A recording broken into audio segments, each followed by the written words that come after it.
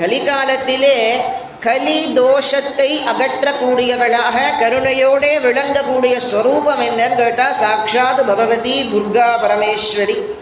துர்கே அப்படின்னு சொன்ன மாத்திரத்திலேயே துர்கே ஸ்மிருதா ஹரசி பீதிமசேஷ ஜந்தோஹ ஸ்வஸ்தைர் ஸ்மிருதா மதிமதீவ சுபாம் ததாசி தாரித்ர துக்க பயஹாரிணி காத்மதன்யா சர்வோபகார கரணாய சதா ஆர்திர சித்தா.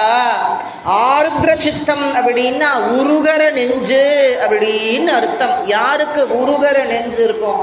அம்மாவுக்கு தான் உருகர நெஞ்சு இருக்கும்.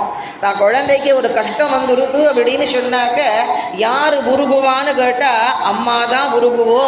ஜகத்திற்கெல்லாம் தாயாரா விளங்கக்கூடிய பராசக்தியான சண்டிகா பரமேஸ்வரிய மகிஷாசுரனை சம்ஹாரம் பண்ணதுக்கு அப்புறமாக தேவர்கள் அத்தனை பேரும் சொல்றோம் இந்த ஸ்துதி பரம மங்களமான ஒரு ஸ்துதி.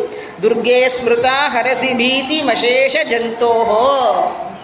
துர்கே அப்படின்னு நினைச்ச மாத்திரத்திலேயே, துர்கே அப்படின்னு அம்பாளை ஸ்மரிச்ச மாத்திரத்திலே, அம்பிகையை நினைச்ச மாத்திரத்திலே பயம் துக்கம் சோகம் அத்தனையுமே போயிடுறது அப்படிங்கிறது. அம்பாளுடைய நாமாவை ஸ்மரிச்ச மாத்திரத்திலேயே பயம் துக்கம் சோகம் அது அத்தனையும் பறந்து போயிடுறது அப்படி.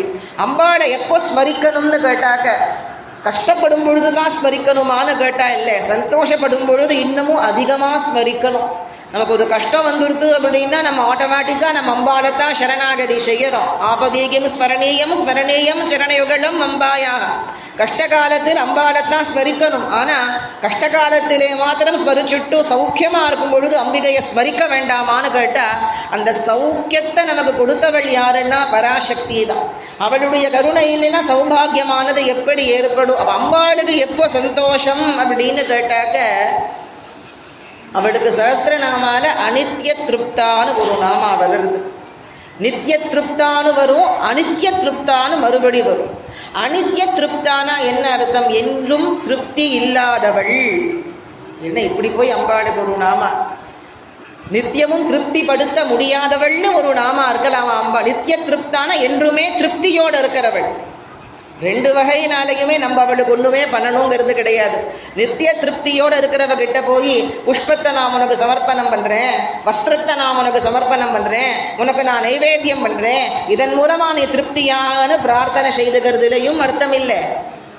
என்றைக்கும் திருப்தி இல்லாதவோ கிட்ட போய் இதெல்லாம் பண்ணுறதுனாலையும் திருப்தி அடைய போகிறது கிடையாது. அதாவது அனித்திய திருப்தா அப்படின்னா என்ன அர்த்தம்னு கேட்டால் அழியக்கூடிய வஸ்துக்களான புஷ்பத்தினாலேயோ வஸ்திரத்தினாலேயோ ஆபரணங்களாலேயோ அம்பிகையை திருப்தி செய்விக்க முடியாது.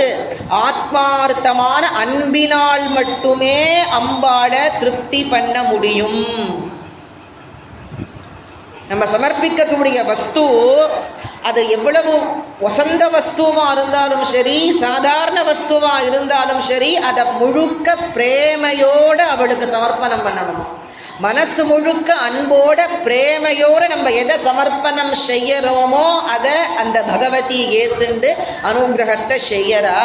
என்றும் அழியாத வஸ்துவாக விளங்கக்கூடிய அவளை அழியக்கூடிய வஸ்துக்களாலே திருப்தி செய்விக்க முடியாது அப்படின்னு அர்த்தம். அப்போ அந்த பராசக்தியை ஸ்மரிக்க வேண்டியது எப்படின்னு கேட்டாக்க அவளை தவிர வேற சிந்தனை இல்லாம, அவளை தவிர வேற எதற்கும் பிரதானத்துவத்தை கொடுக்காம அவளை ஸ்மரிக்கிறது தான் அம்பாளுக்கு சந்தோஷத்தை கொடுக்கிறது.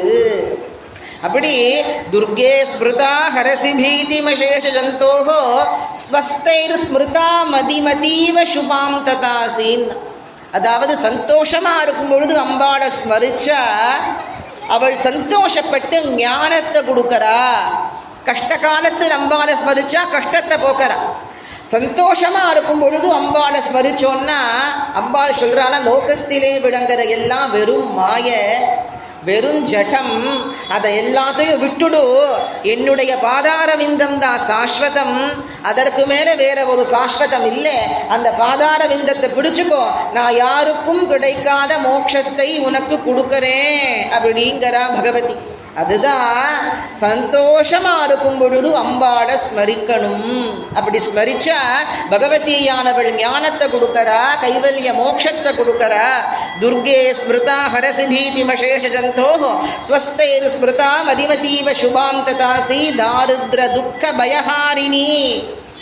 தாரித்ரம், துக்கம், பயம் இவையெல்லாம் போக்கக்கூடியவள். காத்பதன்யா சர்வோபகார கரணாய சதா ஆர்திரஜித்தா.